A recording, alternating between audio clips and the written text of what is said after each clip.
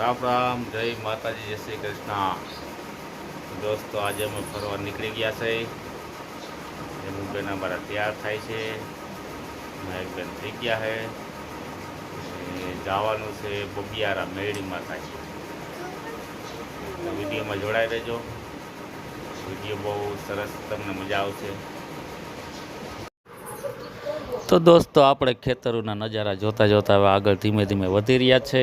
તમે જોઈ શકો છો કે કેવા મસ્ત નજારા છે ખેતરોમાં। તો જો કે અત્યારે દોસ્તો કે ચોમાસું ઉનાળો ચાલુ થઈ ગયો છે, તો એટલું બધું તો કાંઈ છે નહીં।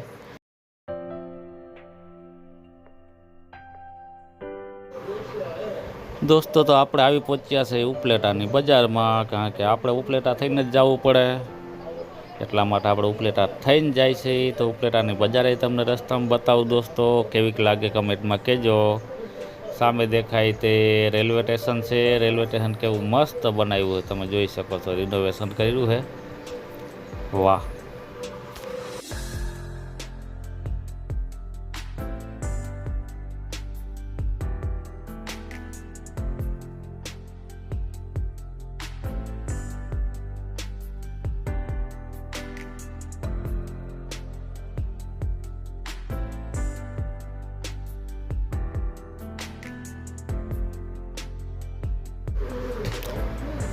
તો દોસ્તો આપણે ઉપલેટાથી પાનેલી આવ્યા અને પાનેલીથી જાફા ગયા। જાફાથી શેઠવડારા થઈને આપણે હવે બબિયારા પહોંચવાની તૈયારી છે। બબિયારા એટલે કે ગામ નથી, પણ ત્યાં મેળીમાંની જે જગ્યા આવેલી છે ડુંગર ઉપર, ત્યાં પહોંચવાની તૈયારી છે। ને નજારો કંઈક આ રીતના દેખાય છે, એવું લાગે છે તો કચ્છના રણમાં આપણે આવી ગયા। કેમ દોસ્તો, સામે કેવડો મોટો પંખો દેખાય, જોયો ને? આવો પંખો ઘરમાં હોય તો કેવડી હવા આવે? ના આવે કા? કારણ કે હું તો મજાક કરું દોસ્તારો, કારણ કે આ પંખો નથી, આ તો તમને ખબર છે પવનચક્કી છે। અને આ પવનચક્કી વિદ્યુત ઉત્પન્ન કરે છે, અને જે આ પહાડી વિસ્તાર હોય છે તેમાં આ ફિટિંગ કરવામાં આવે છે, કારણ કે પહાડી વિસ્તારમાં હવા વધુ હોય છે, જેને હિસાબે વધુ હવાના હિસાબે વધુ વિદ્યુત ઉત્પન્ન થાય, એટલા માટે પવનચક્કીઓ આ રીતના આવા પહાડી વિસ્તારોમાં ગોઠવવામાં આવે છે। તમે સામે તો દોસ્તો તો આપણે આવી તો ગયા છે, હવે આ સામે દેખાય તે રસ્તો લગભગ બબિયારા મેળીમાં મંદિરે જવાનો જ છે। હા, એ જ છે। તો હાલો આપણે આંકવાડો વાળી લીધો ગાડીનો અને ધીમે ધીમે આગળ જઈએ। થોડુંક ઊંચા ઉપર તો છે બધું, ચડાઈ એવો છે।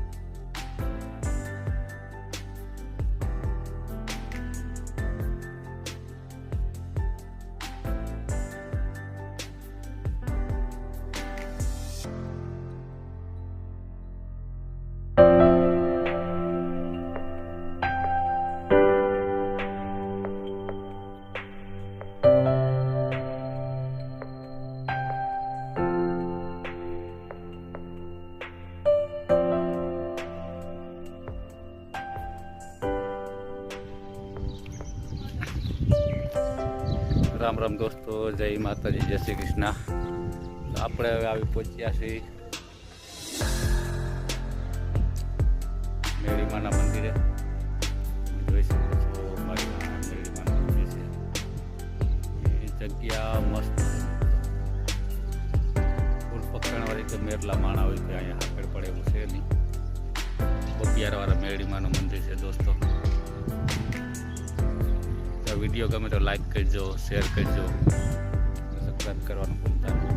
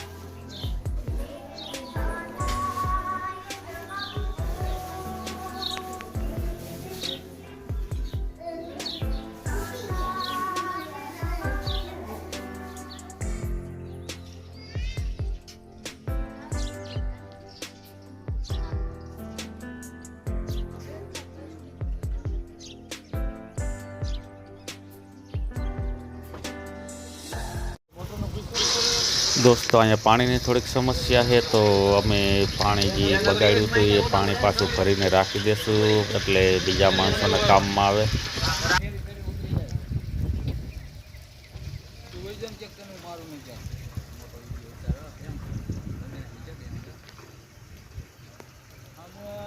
આ